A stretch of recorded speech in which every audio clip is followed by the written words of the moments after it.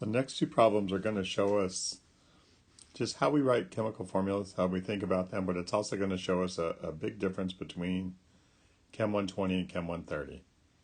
Chem 120, we deal with organic molecules, which tend to be mostly covalent in nature. They have covalent bonds connecting all of the atoms.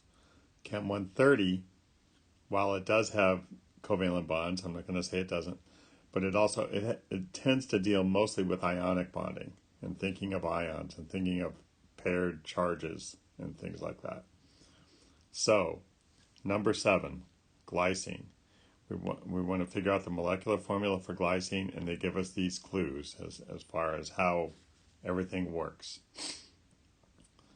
It's covalent in nature, so you'll just see a formula with a bunch of letters and little subscripts saying how many of each of them there are. All right, so let's just go through the clues. Contains exactly one nitrogen atom, so then we write nitrogen's formula. It's 1, so we don't put a 1 next to it. Twice as many carbon as nitrogen. So carbon, that means we have 2 of those. Number of oxygen atoms equals number of carbon atoms. So oxygen, there's 2. Ratio of hydrogen to carbon is 2.5 to 1. So for every 1 carbon, there's 2.5. That means there's 5 hydrogen for every 2 carbon. And we could go on, but we don't need to because we only have 2 carbons. So that means there's 5 hydrogens. That is the answer right there. To be technical and to be correct, you should write it as C2, carbon first, then hydrogen, then alphabetical. So nitrogen N comes before O. So nitrogen, oxygen. Gets kind of weird. You have to be careful with symbols because iron symbol, for example, is Fe, not I. But anyway, either of these answers work. You don't have to put them in order. I'm just showing you what you will see when you take Chem 120.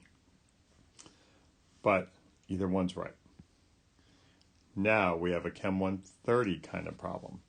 We have lithium, we have carbonate. They have charges, okay, because it's as denoted up here. So they have charges. And so we want to put them together. And so we have lithium, it's plus. If there's no number, it's plus 1. Carbonate, minus 2. We have to put these things together in a way so that our overall charge is 0. We can't change the charge on lithium. It just can't happen. We cannot change this. It's plus 1. That's what it is. So, but we can change our number of lithiums. So we can have another one. So we have 2 lithiums. Gives us 2 plus. We have 1 carbonate. That gives us 2 minus. Add those together. So it's 0. So then that's all the players that we have. How do we rewrite that? Well, we write Li2CO3.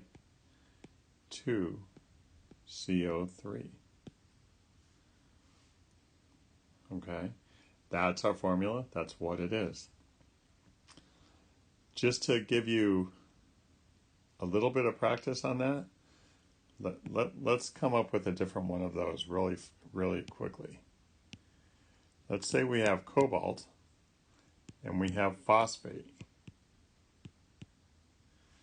Okay, how would we put those together in a way where their charges are equal?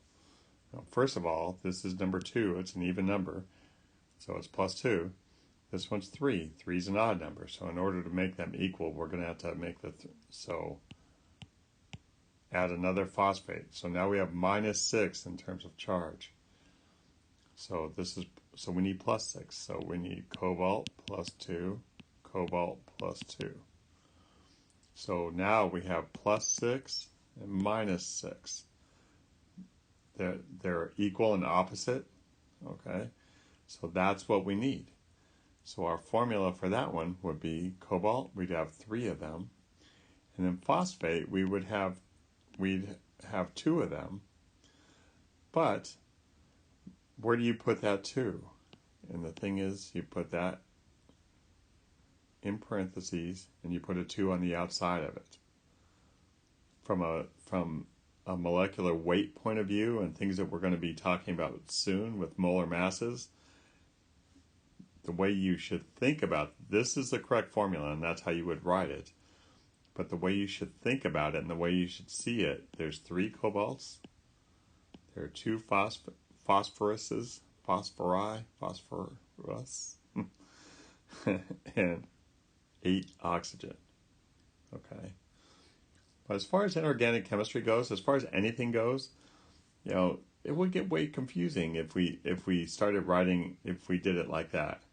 Because then we'd have to know, oh, P2O8, okay, that's a PO4, there's 2 of them. That would just be confusing. So it's easier from a chemistry point of view to think of it as phosphate. And how many phosphates do I have? I have 2 of them. All right. When you start getting into P2O8 and all these other weird things, then you start asking, what is that? Okay. So while it's correct from a molar mass point of view, it becomes weird from a formula point of view. So that's why we use parentheses. TMI, I know.